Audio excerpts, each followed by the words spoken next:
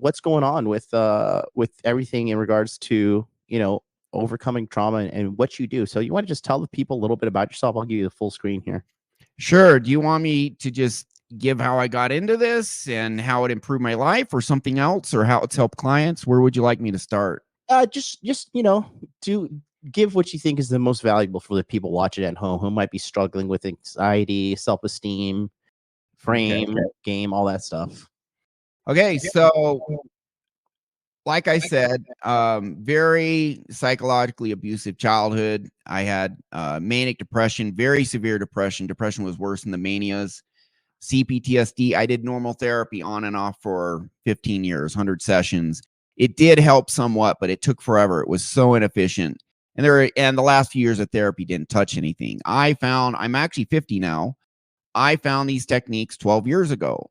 I was searching and searching because the normal therapy wasn't working. So I was trying different things out. And then I came across and found out my mom was a narcissist. So figured that out, which really turned on a light bulb in my head. Oh my goodness, I know what's wrong now.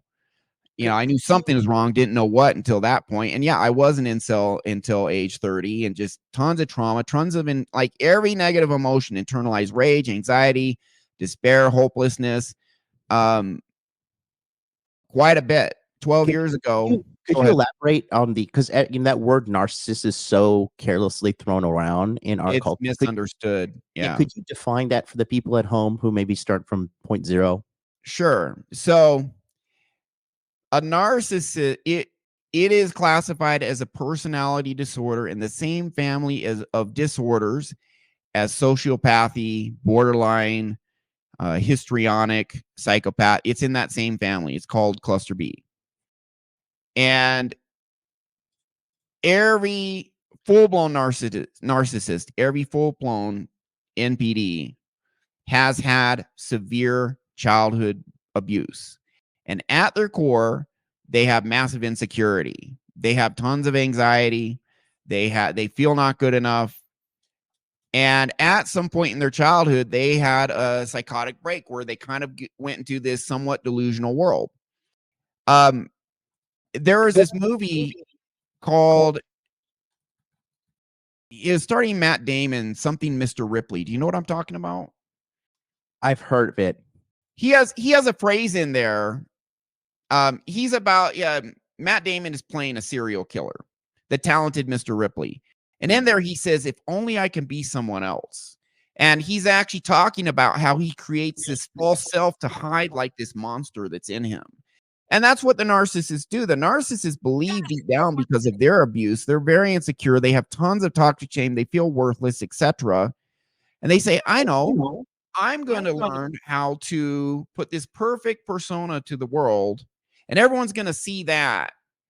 And that's going to get validation, and that's going to, help me cope. And then they do everything they can to run away from all this trauma in them, to completely divorce themselves from it so they feel it as little as possible. And so what happens is you really have kind of this internal split, this Dr. Jekyll, Mr. Hyde, except they will try and make the Mr. Hyde. It depends on the type of narcissist. There's actually two main groups. There's what's called vulnerable and invulnerable. The invulnerable is like your classic larger than life, doesn't give a shit, and he's just extremely arrogant, will never apologize, very much in your face. It's called a classic malignant narcissist. That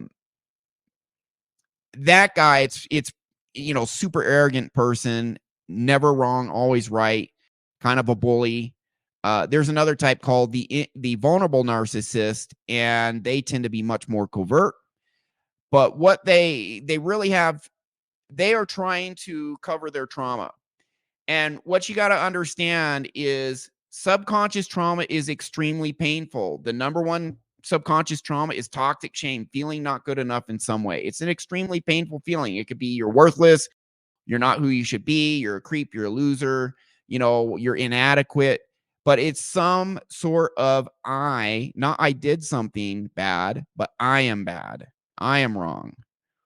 And it's the most severe type of subconscious trauma.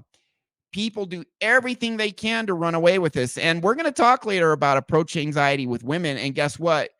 the reason guys don't approach beautiful women is they're trying to avoid triggering their toxic shame. So we'll get into that. But people become alcoholics to numb out their psychological trauma, their toxic shame.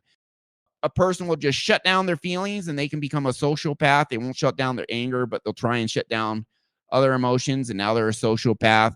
Or they'll become a people pleaser. They'll be validation seeking, beta male thirst. And I used to be, hey, if I only could get this beautiful, find a pretty, not even beautiful, just a pretty girl to love me, then I'll be good enough. And so I was super thirsty beta, and women are turned off by that. Women want someone, a man who's strong above all, psychologically strong, physically strong, all of it, especially psychologically, because a psychologically strong man is going to go places. So, anyways, narcissism is a way to cope with toxic shame, just like an alcoholic uses alcohol. And what they do is they say, I'm going to project this very charismatic persona to the outside world to get validation to counteract my toxic shame. That validation is never enough that they get from the outside world. So the other thing they do is they become emotional bullies. And what a bully does, like a schoolyard bully who physically bullies other kids, is that bully feels insignificant, small, powerless. And then he beats up some other kid and he says, I actually feel pretty powerful now. So beating the crap out of some small, weak kid counteracts his feelings of powerlessness. Well, a narcissist will do that emotionally. If they can manipulate someone, they power trip off of that. They can make someone feel bad, then they're like, see, I'm not inconsequential. I'm not worthless and useless. I have power. I just had an effect on that person.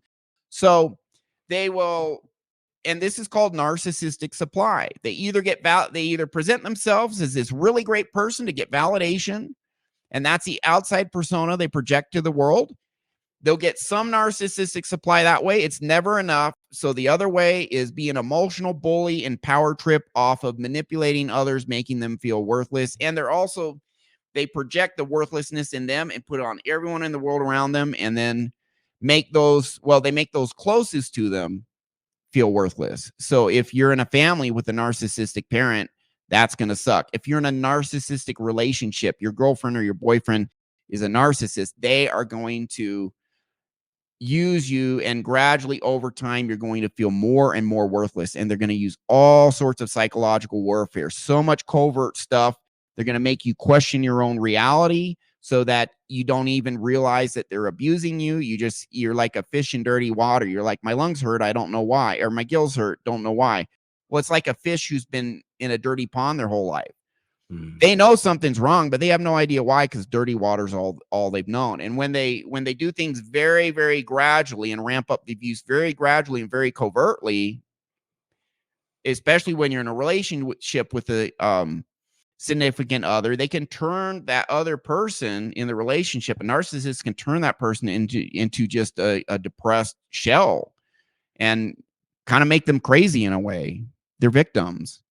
So it's a very complicated and very insidious and can be a very psychologically severe type of abuse. So my complex PTSD, my manic depression, my internalized anger and rage, and my constant anxiety, it was because my mom would use psychological acts of microterrorism against me multiple times a day to try and power trip off of that to counter her shame in her. And that's what narcissists do. Let's build on that a little bit. So Sure. let me ask you something for the guys at home, right? Yeah. What would you say for somebody, because a lot of people don't even realize they're being abused or being manipulated or being treated bad. What are some telltale signs of you are absolutely dealing with a NPD person, or a person with narcissistic personality disorder, or some narcissistic personality tendencies? Could you Well, I'll tell you the tendencies. It used to be that narcissism was much more men than women, but the most recent studies actually show there's just as many female narcissists now, because as there are men, and in general, it's up.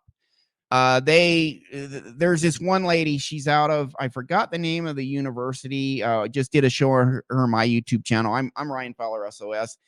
Dr. Ramaswamy, she said now about 1 in 6 people demonstrate strong narcissistic traits, and 1 in 10 are full-blown narcissists in our society. So, and probably social media is probably the catalyst for that. It has gone up quite a bit. There is a lady, her YouTube channel, The Happy Wife School. She talks about women who mistreat their husbands.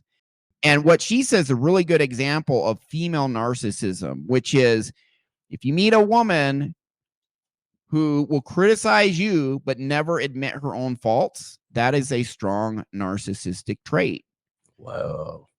If you meet someone who thinks their way is the best and the greatest, but you want it your way, they just ignore it or they shame it. And women in today's modern society, now I live in Mexico. I lived in the Philippines for 2 years. You live in Japan. There are things your average United States woman does that most women in Mexico don't do. And it's not, so what I'm talking about is not female nature. It's a product of a sick society. So if there is a woman who won't apologize, I have women all the time in Mexico apologize. And I if I screw up, I'll say, yeah, I'm sorry. You know, I'm not apologizing all the time because I don't screw up all the time. And hey, little things you just let go. But women apologize to me in the US when they screw up. Yeah, I'm sorry, I'm late. It's no big deal. In the United States, it's like they never apologize. What the hell? That's a narcissistic trait. But if there is a woman who criticizes others but cannot take criticism herself, same thing for guys. There's just as many male narcissists as females, but this is a men's show, and we're going to be getting into dating anxiety, things like that. So since we're on the topic of narcissism, if they think their way of doing things is the right way and your way is wrong or bad, and that is a trait in our modern society. When a lot of, again, I'm not crapping on women. I am crapping on a sick society that is in some respects narcissistic. They have a saying, and I've heard Rollo say this, by Rollo Tomasi, I've heard many others say this: men nowadays are treated like defective women. Because the truth is, as a man, I have my God-given evolutionary way of doing things. We want, I'm 50, I love 20-something-year-old women. That is not a bug, it's a feature. But if you're in the United, and by the way, in Mexico, most of them don't care. In fact, I'm dating them, right? But in the United States, you will see these women shame men for that.